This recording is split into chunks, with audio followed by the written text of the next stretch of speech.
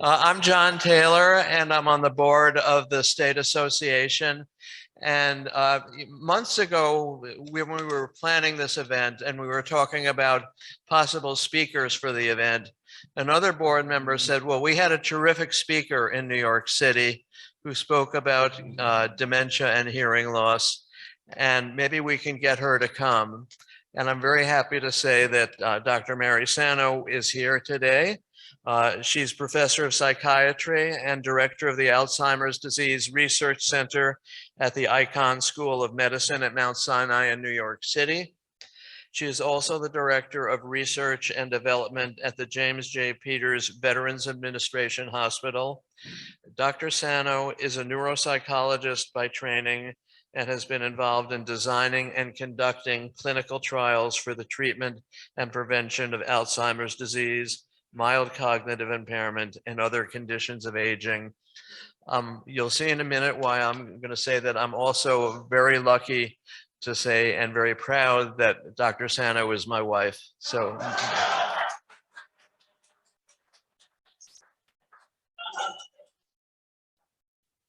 Well, thank you all. I really appreciate your interest in this topic. And you heard a lot about my particular expertise in Alzheimer's disease, but also in cognitive impairment. And I'm going to be focusing on that stage more than on the full dementia stage right now, because I know that's what we're all concerned about. I always provide my conflicts because in addition to my academic work, I do consult for many pharmaceutical industries. I wanted to talk about where we are in the state of our knowledge. We know that the impact of our experiences throughout our life on cognitive health affects our memory and thinking. And so I'm really going to be talking about many aspects of our health, and in particular, how they might reflect for you who might have hearing loss.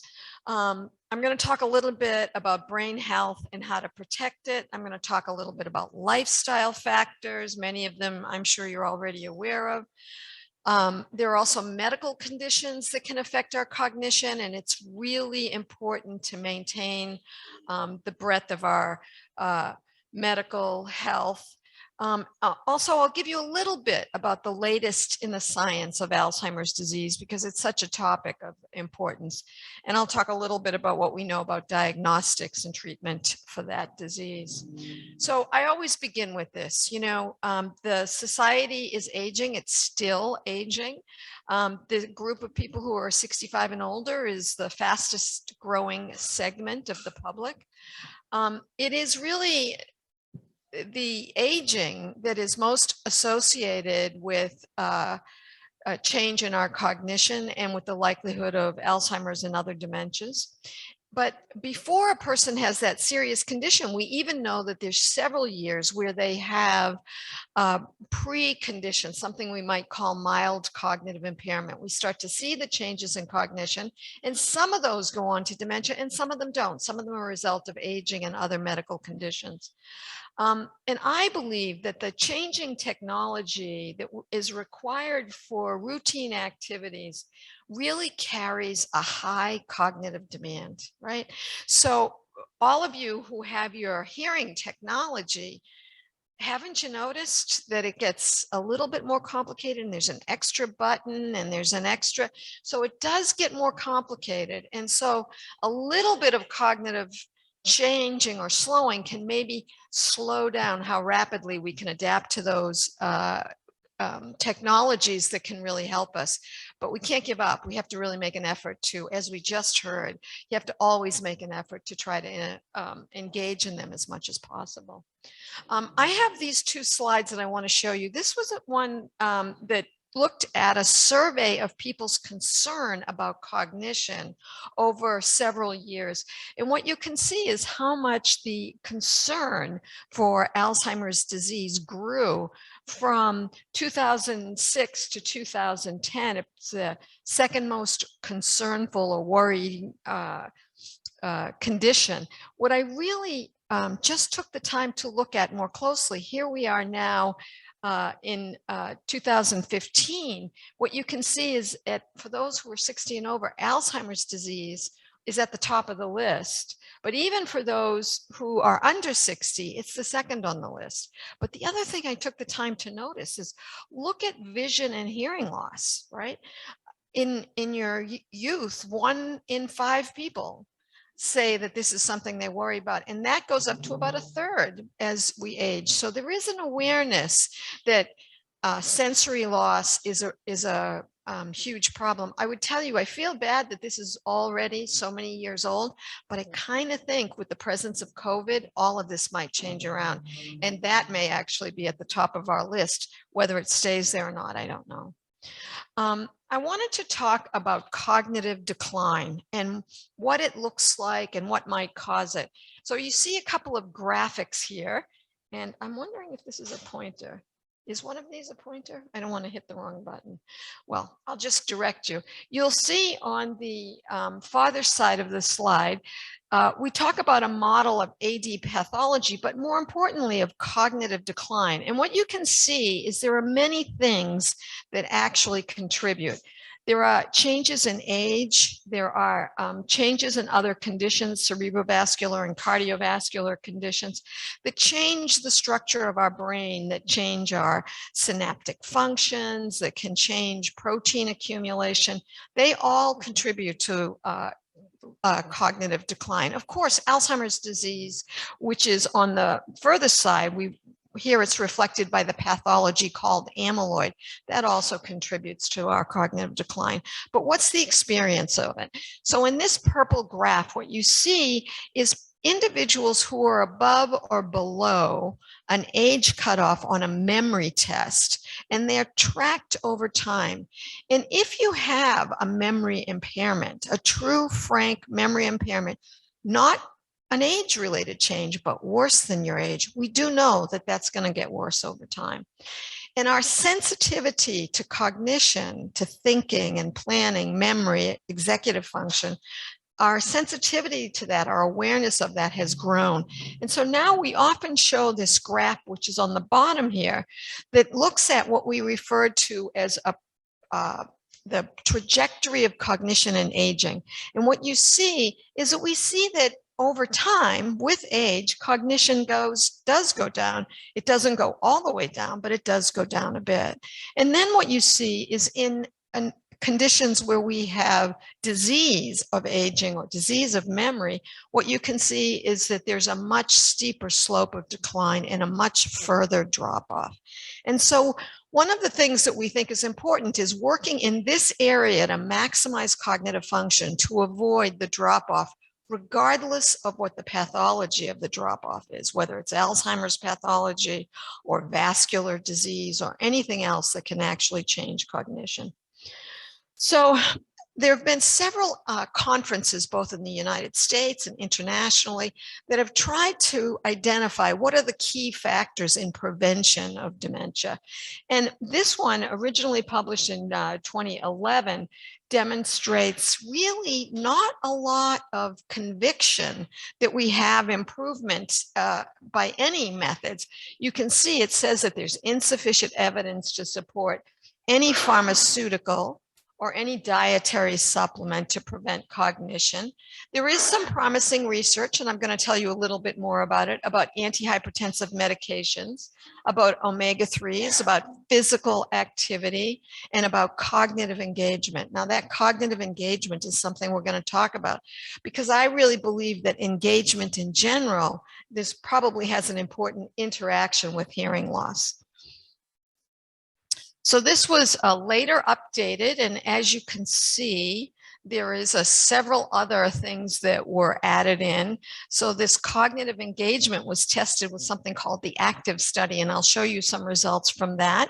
And then the SPRINT MIND study, which controlled hypertension very intensely. I'll show you that. And then the question is physical activity. Is it really good for cognitive health, or is it doing something else that might also be important? The same topics were published by the World Health Organization. So one thing that I wanted to point out is we have global awareness of the need to think about supporting our cognition as we age. I think that's a really important observation. So the World Health Organization provided this list of manageable or evidence-based risks that could be managed. Again, physical activity is at the top, tobacco cessation, diet and nutrition. What I wanted you to see is at the bottom, it says management of hearing loss, right? That's the introduction of hearing loss coming to the attention of those people who are interested in cognitive health. And it's just beginning to come to attention as an important public health risk factor that can contribute to the experience of dementia and cognitive impairment. And so what I'm showing you is what do we know about these lifestyle and what we call modifiable risks. I can't do anything about age. In fact, I don't want to do anything about age, right? We want to make sure people can live as long as they'd like.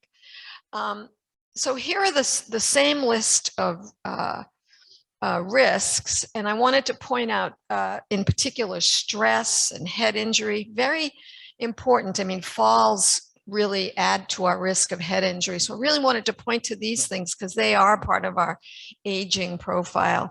A lot of these conditions increase with age. Well, what do we know about them?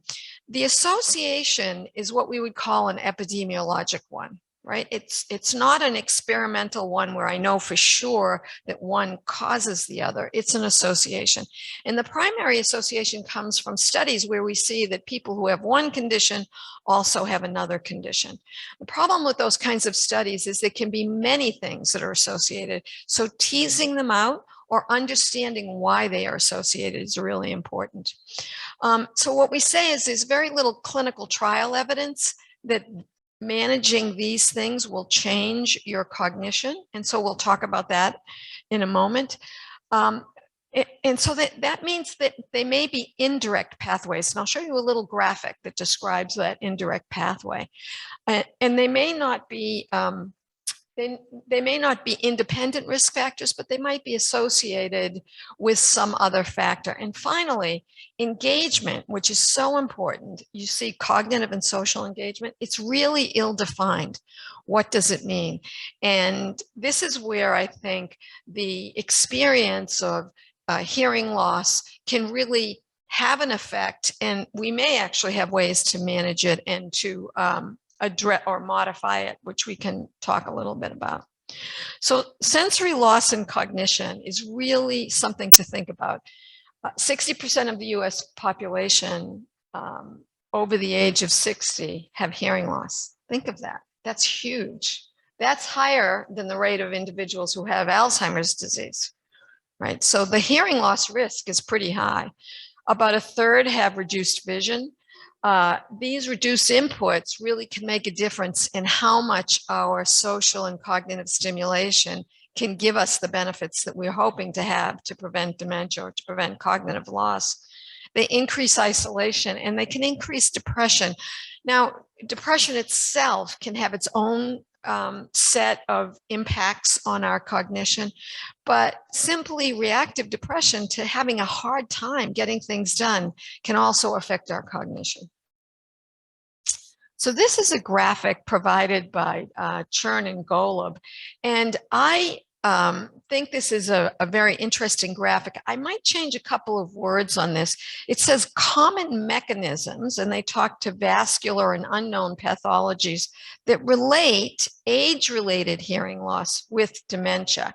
And then it says causal mechanisms on the bottom, and I would actually think of these as not causal mechanisms of disease, but risk factors, because having one doesn't determine that you'll have the other, but it may increase the likelihood that you're at risk for one or the other. And that's important to keep in mind. And so what you're seeing here is the focus on social isolation, on changes in brain structure, and on depletion of cognitive reserve. And all of those are factors that can affect our cognitive performance. And I'll be telling you a little bit about them in just a minute. So This is a graphic that I think is really important because when I say risk, it's also can be specific to what the task is. And I wanted to show you this. This is a slide of several hundred cases from a study that has been tracking individuals who were older over time with cognitive testing. So what I'm showing you is those who were not impaired were a little bit younger than those who had mild hearing loss, and they were a little bit younger than those who had moderate hearing loss. So the next thing to notice is that the education level is pretty equivalent. And in fact, the oldest group has a slightly higher education, right? So it's not an education factor.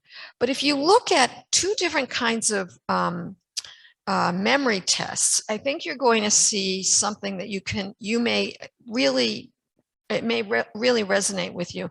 The first one is something called word list recall. And in this test, I give you unrelated words and I ask you to repeat them several times. I wait a while and I come back and I ask you to remember them. Well, in fact, if you look, you see a very direct relationship with highest scores in those who are not impaired, lower scores in those who are mildly impaired, and even lower scores in those who are moderately impaired. But if you look at some other test, right, this is what we would expect. It's very hard for unrelated words to be registered and to be recalled, right? In story recall, we get a context. We have words around it that might be easier to hear, words around it that can tell us what's impossible to fit into that. So in that recall test, you do see a slight but non-significant lowering in the recall in mild hearing loss and moderate hearing loss, right? But not much, probably because the context can be so helpful. So one of the things this tells us is that not only is the memory challenged by the sensory input, but the environment in which we're trying to learn or hear or perform our cognitive tests really matters. This is another slide that I wanted to show you because I think it also reflects, and you'll see a few others of this, it also reflects what the interaction is with cognition and with hearing loss.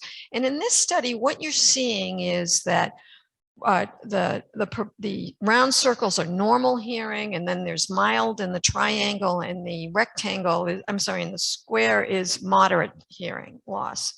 And what you see is that over time, it's not that the rate of decline, remember that pathology that we talked about? It's not that the rate of decline is precipitous with hearing loss. It's that you're starting at a different place, right? That there's more impairment, but it sort of stays the same over years. The slope doesn't change, but the actual absolute value does. Why does that matter? Well, if everything's just a little bit harder and the intake is a little bit harder, you can see that that's going to lower where you start from. And if there's deterioration, then there's going to be an interaction that will make it drop off much more quickly. What I think is interesting here is what you're looking at is word fluency is a simple test of, I shouldn't say simple, none of them are simple, a test of asking you to say as many words as you can think of, but that begin with a certain letter or a certain sound, or in a certain category. And that would be, you would be taking a little bit longer to maybe process what you're being asked to do and to organize your planning around it. Word recall. And the one thing that I think is really important, DSS is a timed test, right? And a test like that actually can, depending on what the actual activity is, can be a real challenge because we know it can take just a little bit longer to understand and respond, right? So it doesn't change the slope, it just changes where we perform. We perform just a little slower than those people who are not impaired. Okay, so now I'm going to talk about what we know about prevention. There's really no prevention for cognitive loss or dementia, but there are things that can reduce our risk of having and minimize the amount that we have. I think there are several things, and here's a wide range. You know, glasses and hearing aids, they're obvious, right? Physical activity, we'll talk about how that might have an effect. Cognitive activity and social activity, but again, they have an interaction with our sensory input, and we'll get to that in just a minute. So here's an interesting graphic that's a little difficult to follow, and so I'm going to go right to a summary slide in a minute. But basically, the idea is in this slide to pull apart the tests and figure out what is it that makes it more difficult. And the takeaway is that hearing loss makes the registration more difficult. So it's not that you can't remember 12 things, and perhaps if I gave you those 12 things in pictures, which is atypical, we usually give them orally, maybe that performance would be just as good as a person who had no hearing difficulty. It's the registration, right? It's getting them in the first place. That's a little bit weaker. It depends on the types of errors that someone makes. So if someone's errors are related, are making erroneous responses, if I give you my word list and I ask you to say the word back to me, if you haven't heard it and I have to correct you many times, that can slow down how well you're going to learn. Hearing loss can also increase isolation. Most likely that's the source of the cognitive deficit. And I'm going to show you some work that suggests that really hearing aids does actually change where we begin on those scores. And moderately impaired people with hearing aids can actually improve their performance. So what about physical activity? I think this is another thing that everyone talks about. And I guess I would say that the degree to which you can focus on this activity, if you know you're challenged in another area, might be something for an individual to think about. The problem is the way we study this has been very complicated. There was a Cochrane review. Cochrane is a group in Oxford that reviews all literature and can put it together in a very quantitative way and determine whether across literature we have a conviction that there's a benefit or worsening in any medical condition. They reviewed many studies and examined very carefully 8 of 11 that were of good quality, and reported that aerobic exercise increased fitness. We know that. It improved some aspect of cognition, but it's been hard to know which aspects. And I would argue, when I look at the data, no matter what we call the test, whether we call it a memory test or an executive function test, those that have timing in it are the ones that are most likely to be improved by physical activity, which makes sense. It sharpens our reaction time in many ways. So cognitive speed, auditory, and visual attention seems to be what improves. But there's no consistent benefit in any single test, and that's been a real challenge for us. And many of them yield no significant results. I would actually argue that I can confirm that none of them demonstrate significant worsening. And that's a big deal because I can't say that about many drugs. So it's an important observation. Now here's a study that I think is what's really important when you're talking about prevention. This was an exercise study that examined a comparison between physical activity, aerobic activity specifically, and stretching. And that's the two lines that you see here, where the stretching is in red and the aerobic exercise is in black. And what you see is over a year's period, individuals who engaged in these two, randomly assigned to these two types of activity, what you see is an increase in the hippocampal volume. Now, what's the hippocampus? The hippocampus is the area in the brain that's primarily related to memory, right? It's the primary source of memory. There are other important areas, but it's the one that seems to be what we refer to as most plastic. We see that nerves regeneration in that area and new nerve growth, which does continue to go on, is most prominent in that area.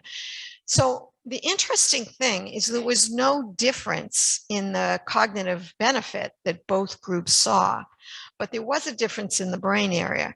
So how can we understand this? It's conceivable. First of all of these individuals were non-demented, so they were not already on some pathological trajectory, but it's conceivable that the physical activity is creating a reserve for us, a true brain reserve that will allow us to withstand other changes that will occur.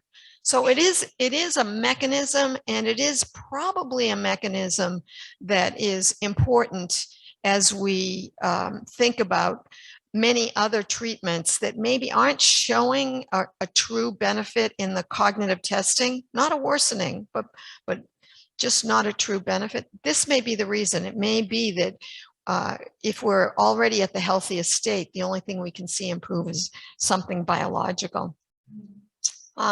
Another large study that examined the same type of thing is something called the LIFE study.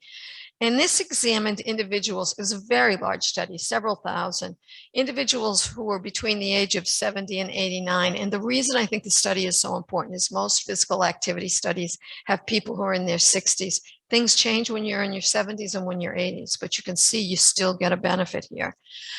These were individuals who were at high risk for what's referred to as mobility disability. They were non-demented, but the reason they were engaging in the study is because they wanted better mobility. And the study examined a health education policy, so people had some written material that could tell them how to do it, versus a physical activity program in which they actually came together with a group of people and had physical activity. Walking program in particular. And basically the importance of this is that they actually saw in this study a separation of physical activity, such that those who engaged in the physical activity had greater mobility. And what does that mean? It means they're still able to walk. These were people who are at risk for losing that ability. So this was the primary outcome, and it worked. However, there was another study that suggested that could this change incident dementia or even incident mild cognitive impairment? And those same people show no significant benefit here. Well, one thing to keep in mind is they may have been just like that last slide where I showed you the brain volumes. We may not be able to see a difference in their MCI and dementia in this short period of time, but it may be that their brain actually is creating some form of resilience that's keeping their cognition in good stead. So this section is really on prevention. And so what I wanted to do is highlight for you some of the things that I think we have to think about, aspects of health or of our habits that can be really detrimental to our cognition. And in particular, I think that's true as we have a second risk, such as hearing loss. So I just want to, this is just a funny graphic to remind you that multitasking is not the friend of aging. It's just not the friend. And I have to tell you, no matter what anyone says, when I see some of my younger workers, it's not their friend either. They might think they're doing well when they're doing two things at once, but not always. But I think the added risk of having some limitations in sensation, particularly in hearing, where if you walk into a noisy room, that means that you're going to have to be spending a lot more time to hear anything or to capture anything. So you already have that attention split. And if you add to that the concept of doing two things at once, like it's noisy, I'm driving and my phone rings, and sure, it can be hands-free, but it's not attention free. You still have to pay attention. And so that's, a simple but really important aspect. And I would say that one thing that happens is we may lose track of the fact that we're dividing our attention more than we really can and be sure we're having maximal performance. I've heard many people comment at the end of the day, particularly people with hearing loss, about how fatigued they are. Well, imagine your attention being divided in 5 different places. It's like doing 5 times the time, right? You're doing 5 things. If you took the time of each one of those tasks, imagine.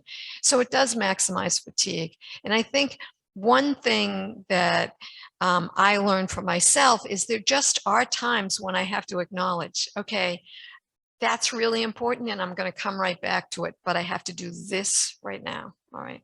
And that it's a really important task for aging, but I think it's particularly important when you have a secondary risk that can be, calling your attention for a wide range of other reasons. So this is another one that I think is really important. I can't say this enough. Protect your head, avoid falls. Well, that's pretty obvious, right? We're finding that even small head injuries, or what we call concussion, contusion, just sort of being shaken up, can actually have a pretty significant effect on cognition. And sometimes it has it right here and now, and sometimes it has it later. And again, that's the issue about the divided attention, right? It's so easy to be, it's so acceptable to be looking at your phone and crossing the street, right? Or crossing a bike lane, right? It's a real challenge. And I would also argue, this slide used to include a picture of a ladder and a picture of a helmet and a picture of a curb. Those things shouldn't frighten us, but in fact, we need to pay more attention to them. And I think, again, I'm not suggesting that hearing loss has a connection to falls, but we do know with hearing loss, we can often have a little bit more vertigo, instability, dizziness, right? And those things can affect falling. And so again, it's that interaction that you really want to watch out for.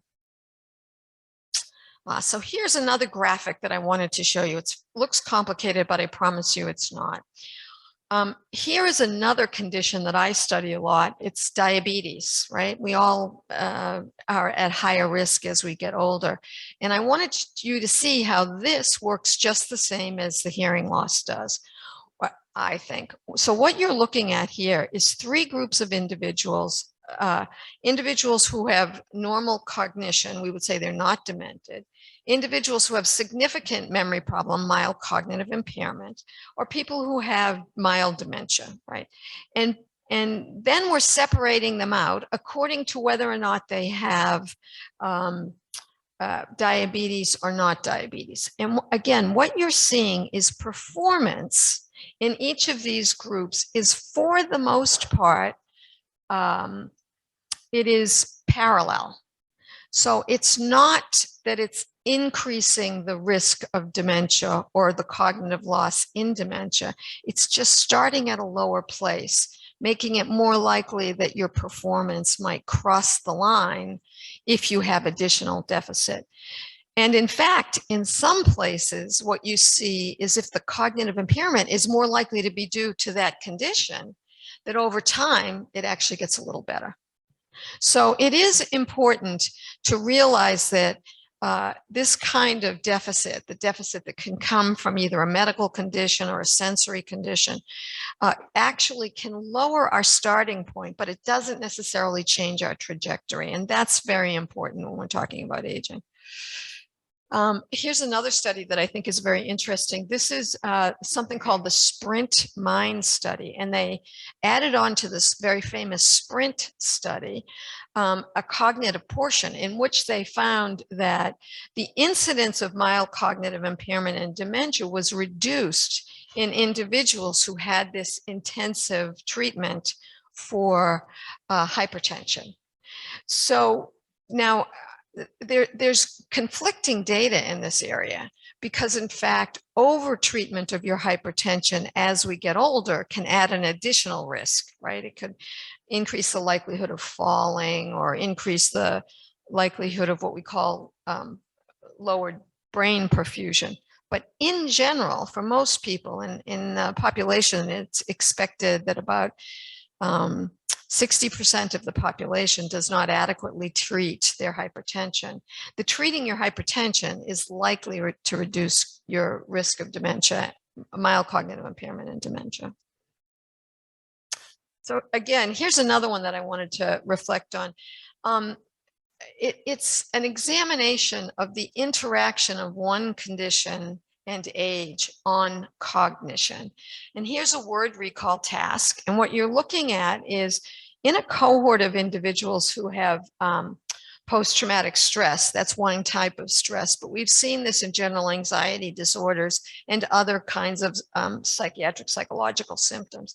What you can see is that the correlation between that entity, that disease or that condition, and age and cognition is low.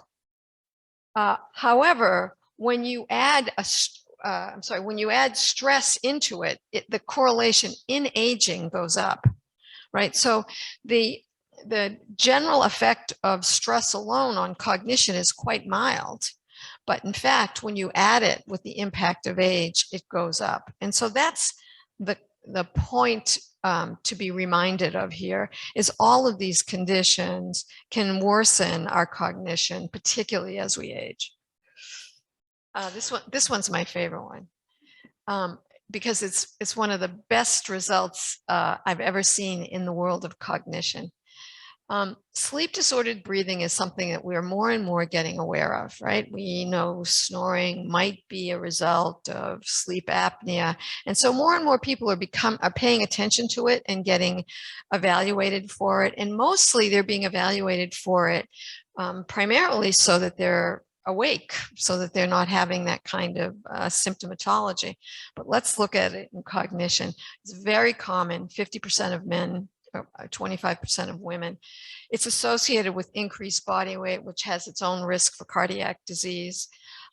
It's associated with reduction in cognition and with an earlier onset of mild cognitive impairment.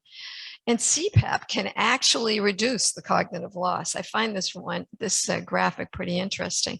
So what you're looking at is the onset of mild cognitive impairment in those who have sleep disordered breathing versus those who don't. And what you can see is that the survival drops off very quickly by age in those who have sleep disordered breathing, right?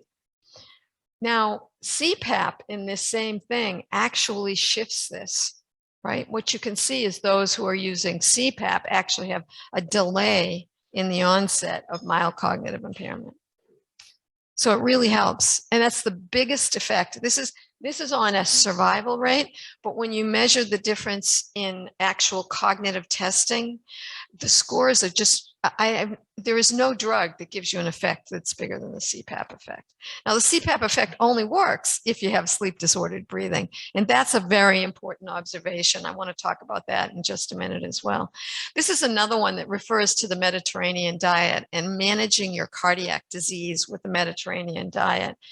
What you see, it's a very small effect, but it's very significant. So none of these things are going to protect you forever. They're just reducing your risk, and they're providing some contribution that might actually improve some of your cognition, making you more functional longer. This is another one that I found really fascinating. This is a study called the ACTIVE study that was completed several years ago, and then they went back more than 5 years later and asked people how they were doing then. So it's a short-term effect, 2 years, and then later, almost a decade later. And basically what this study showed is that people were trained on several different cognitive domains, executive function or abstract reasoning or memory training. And basically, it was those individuals who were working on reasoning and speed, that abstract reasoning and processing time, that showed a carryover on all things, such that after a 10-year period, there was a benefit across all of their cognitive domains compared to the rest of the groups, based on abstract reasoning and on this attention to timing and speed. I think that's really an important observation, because while memory is the earliest and most problematic problem, focusing on the memory training is not necessarily the best way to maximize our memory. It's probably important to be able to reason what are the best strategies to use when our memory is starting to fail. Okay, so the other thing that I wanted to show you, and again, remember my comment about memory, what you're seeing in this graphic is a famous study called the finger study. The finger study was a very interesting study in that it made, what it did was it combined, it was done in Scandinavia, and it was done in thousands of people.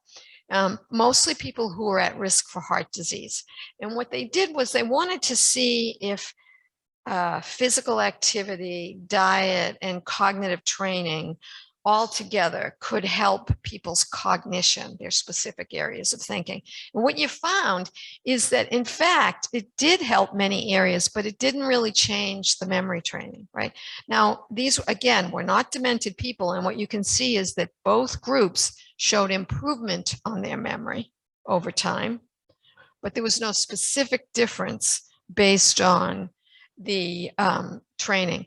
But what you did see is that the other areas showed improvement: processing speed, executive function, right? Those are also critical areas. Now, the other slide looked at a similar kind of intervention in a similar population in the Netherlands and didn't measure the cognition. They just measured the time to dementia, or the time to mild cognitive impairment. And that didn't shift. So basically what we're saying is our overall performance may be maximized even if we're having this other active disease going on. So all of these interventions provide better functionality, though they may not change the underlying pathology of a progressive dementia. Oh, so this is the other thing I wanted to say. So just like the sleep disordered breathing, right? I'm sorry, the CPAP study. This study is also important because it's a missed opportunity for people to understand that you really don't need to supplement if there's no deficit in the first place. And what this is a study of DHA, which is a supplement that has been pushed very dramatically. It's an omega-3 as a benefit for cognition. And this is one of the few studies that in something called age-associated memory impairment did show a benefit on memory. However, what no one reads in this study is that the only people who got into this study in the first place had low intake of omega-3s. They were people who ate less than one fish meal a week.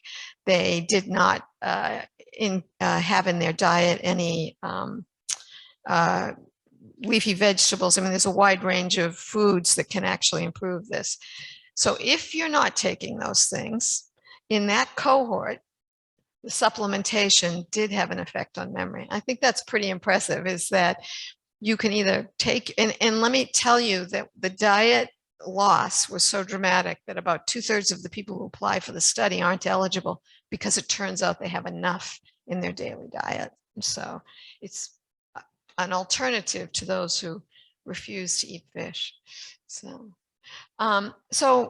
I've really highlighted for you a bunch of things that we can do in this stage where we think, you know, there can be mild cognitive complaint, maybe even mild cognitive impairment.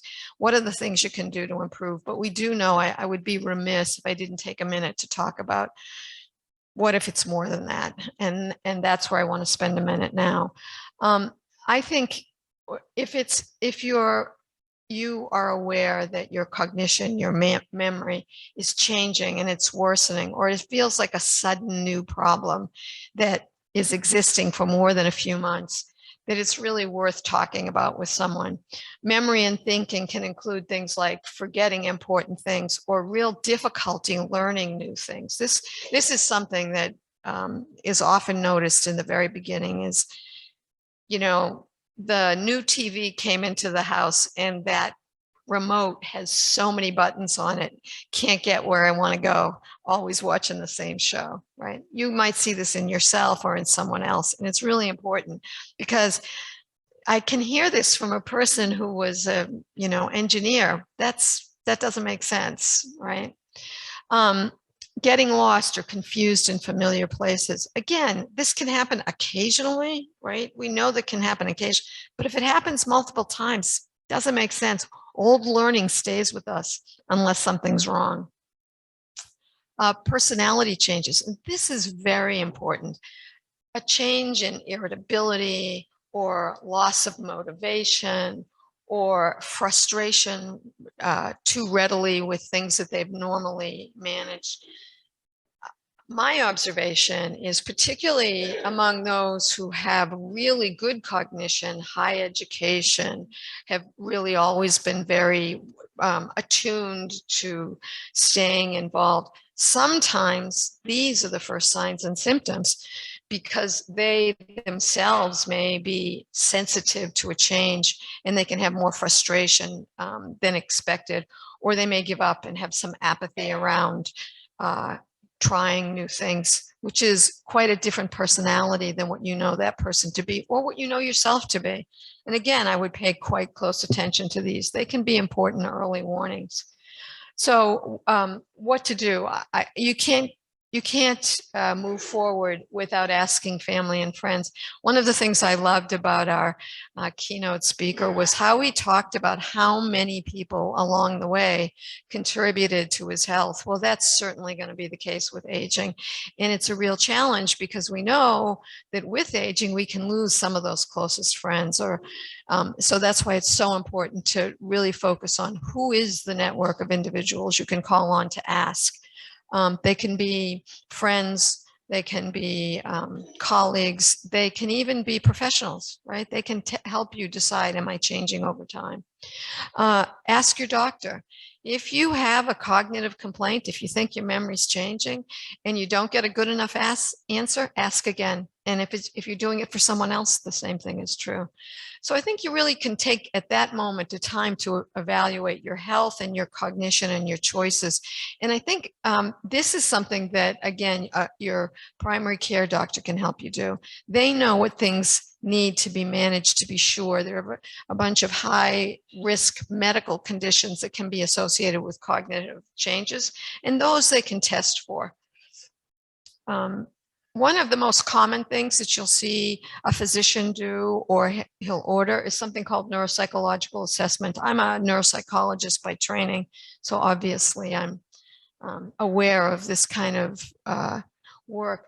It's really helpful for a person who's either highly educated or has a lot of medical conditions, or when you have other medical conditions that might make it hard for the doctor himself to actually do the evaluation. And a good neuropsychologist who knows you has hearing loss will say, okay, be sure you bring those hearing devices before I test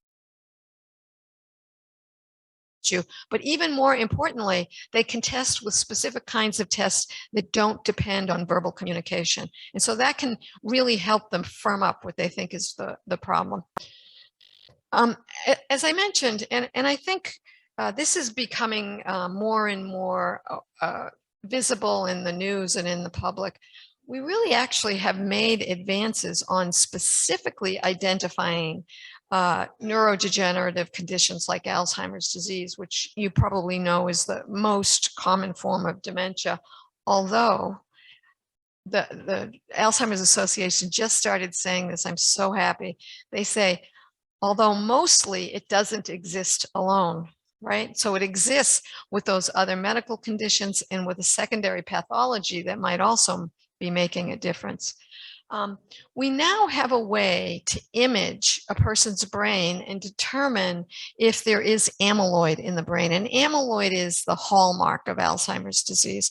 It's not the hallmark of it's not necessarily, although we'll show you some data, it's not necessarily that removing the amyloid makes a big difference, but we do know once the amyloid is there in the presence of having a cognitive problem, that in fact, we know that this person has Alzheimer's disease. So it doesn't rule out other pathologies, so they can still have all those other things that I mentioned. It does require PET technology and the proximity to where they make this, but we're now learning how to measure this in the spinal fluid and also in the blood. And so the ability to determine how much of your complaint or concern is due to the presence of Alzheimer's disease pathology is growing, right? The indication for the use of this is in individuals who have a problem. It is not for the healthy. We don't know what it means if you're healthy. We don't know what it means if your cognition is unimpaired.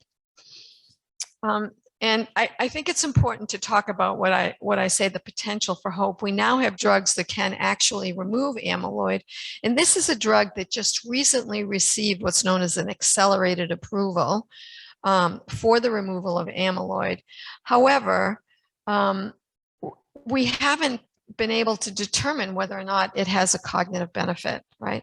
So just like the jury is out on whether the physical activity, which gives you a brain bump, will actually make your cognition better. The same thing is true about these kinds of agents.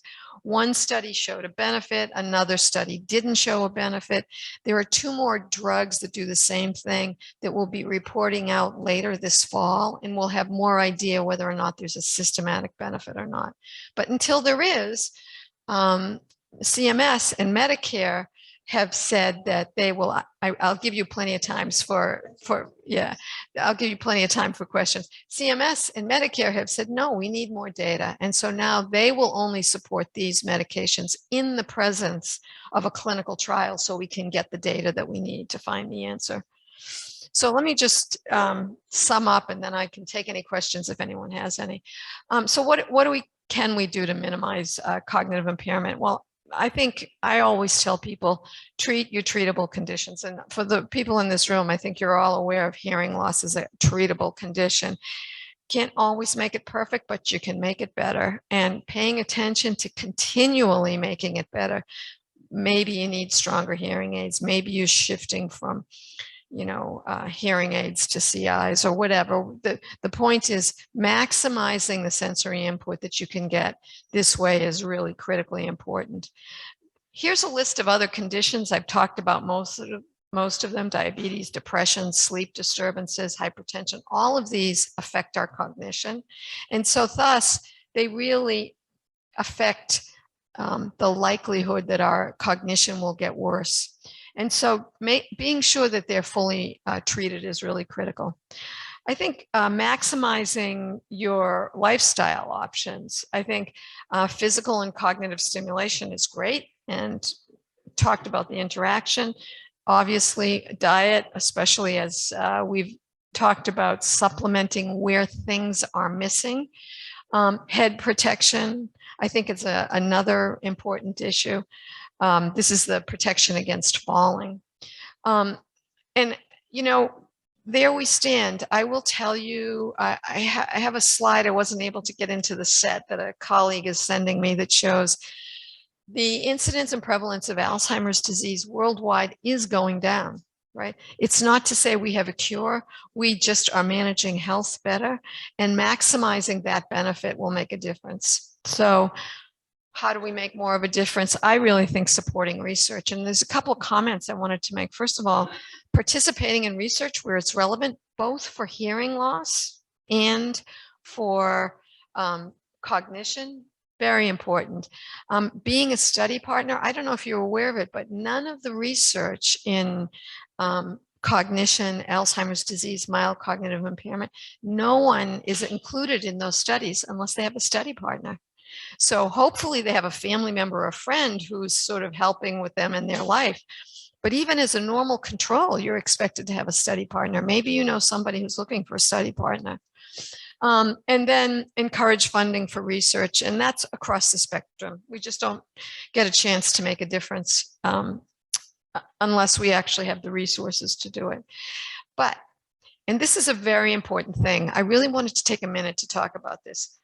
participation in research is really important, but it's important to find studies that match what you can do and what you want to do.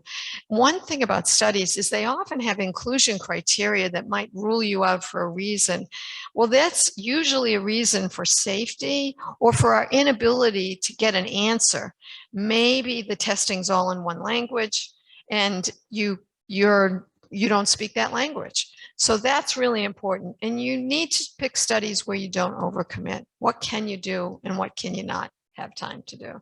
So I want to end with this slide because it's my team at Mount Sinai. And I wanted to comment that nobody does any of this without a team. And so I want to thank you for your attention. Great. All right.